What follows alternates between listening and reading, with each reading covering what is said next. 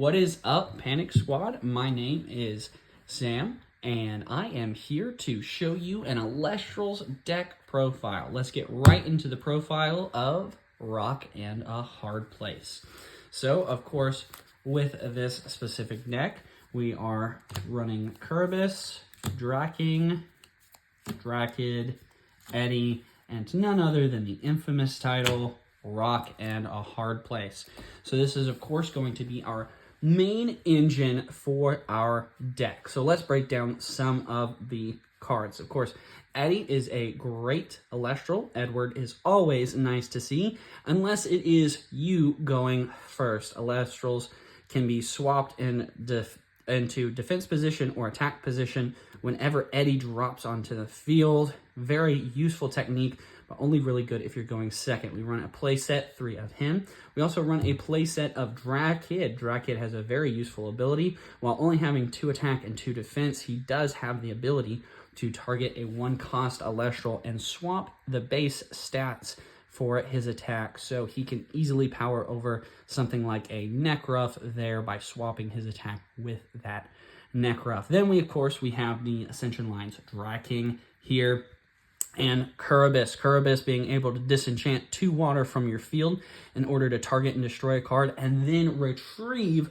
the number of spirits that were enchanting that card. A good healing way, even if you do end up having to disenchant both of those from the Kurabyss, losing your Kurabyss in the end, still being able to regen some health here. Drakking, of course, being able to take over other Elestrals. When it destroys an Elestral in battle, I can special cast that Elestral from the underworld with water or lunar spirits only, and then it cannot be attacked. It has a nice wall of defense as long as that destroyed Elestral that became mine is on field. Drakking and Kurabyss are definitely our win condition, and what better way to turbo into them with Rock and a Hard Place. Both Eddie and Drakid effect there when Rock and a Hard Place gets cast. They can immediately ascend into Drakking or Kurabyss respectively. So interesting thing to note there, I have been able to get both an Eddie onto the field and a Drakid, cast 1 Rock and a Hard Place, turbo into 2 massive Ascensions early game. It is a threat to be reckoned with. Rock and a Hard Place, of course, allowing you to choose a rune and an Elestral on your opponent's side of the field. Go ahead and knock one of those out. Your opponent does get to decide which, expensive for giving your opponent the decision, but really only in this deck to turbo Eddie and Drakid. Note, Rock and a Hard Place can also be cast misenchanted in order to still turbo those Ascensions, but without necessarily needing the effect.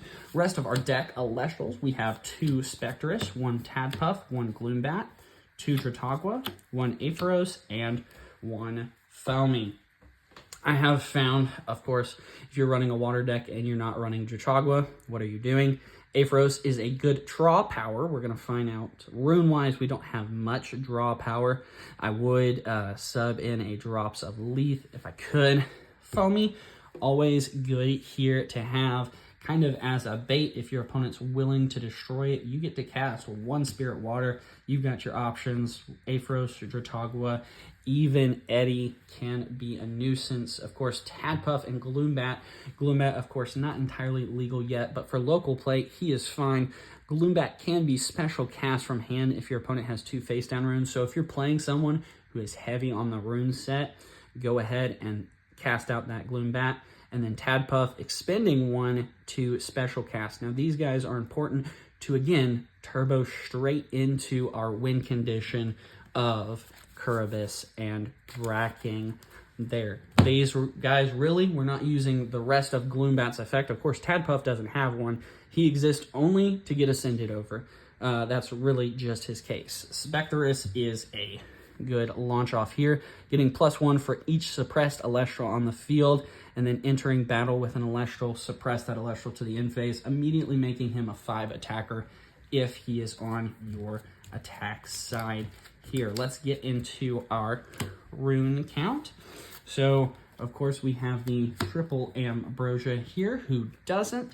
We've got Atlantis here to kind of buff. I wouldn't necessarily put another Atlantis in here just because of the other runes that I'm running, because I'm running 2 Artemis and 1 Poseidon.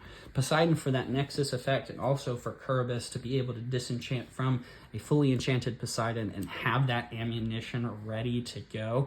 Of course, playing an or a Divine Rune is going to be a risky play necessarily, but it still can be done. Artemis here, always good for disenchanting and suppressing any card that is face up on the field. That guy has dealt with so much for me. I should say that lady has dealt so much for me, especially when paired against someone who's running heavy into their Stadium Rune or even into Artifact runes. I found it to be very useful against Bag of Winds, or as we will always call it for pretty much from this point on, Sack of Farts. I hate that card. You'll find out why when I play against our other people here as part of the Panic squad. We also do have some draw power with 2 Nectar of the Gods. Of course, paying 2 to draw 2, kind of as a free statement. Now for our removal, as well as counter power, we are running 1 Resting on Your Laurels, 1 Altar of Stars. An argument could be made if this was a more Nexus heavy deck to run more Altar of Stars, but it's not necessarily that, so we keep it at 1 copy. 2 Helios' Chariot Ride, 2 Gorgon's Gaze, 1 Dense Fog, and 3 Tsunami. Now, one thing we have learned is that Dense Fog is terrible until the rest of Moonrise comes out. There is situations where you play this card, and there's situations where if this card hits your field or your hand, you're just sad about it, which is why an argument can be made to run it with, and to run instead 3 copies of Gorgon's Gaze. Of course, suppressing an Elestral effect on the chain rather than having not on the chain effects and having to think, what is my opponent going to do? Dense Fog, I believe, will be useful later, but is not the most useful thing right now. 3 Tsunami, we are running a water-heavy deck. Nice to be able to turn other Elestrals into defense position, but not having to turn that way ourselves.